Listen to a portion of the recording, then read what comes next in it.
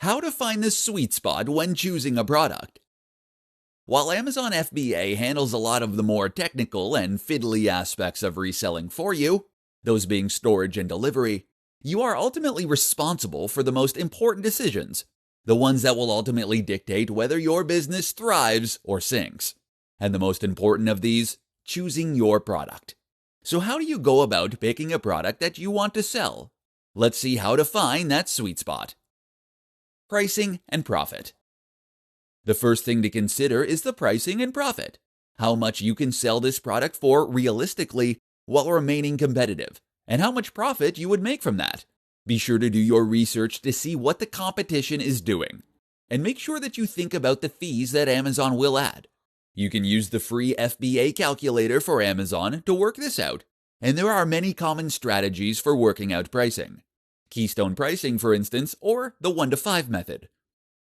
The need. If you're going to sell something on Amazon and have it be successful, then you should identify a need. What are people looking for? What will they need in the long term? This can mean responding to an emotional need, buying luxury items that make people feel comfortable, entertained, or successful.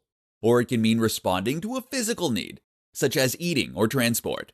The mistake is to look for trends that are successful right now, but which might disappear anytime soon. Instead, look for products that have a useful utility, and that you can see are selling well already. The niche. Finally, think about the niche industry. Are you selling fitness products, dating products, clothing, technology? This is important, because it's going to be up to you to try and promote those products. And this is where your own knowledge and love for the subject can be a huge asset. Don't try and sell things that you have zero interest in. The result will be that you struggle to pick the right items, or that you don't know how to sell them to other people. Look for something that you would want to buy, or that you have bought and that you love. Now use this genuine excitement to build buzz and hype for that item and to sell it to others. Oh, and make sure that the product is good.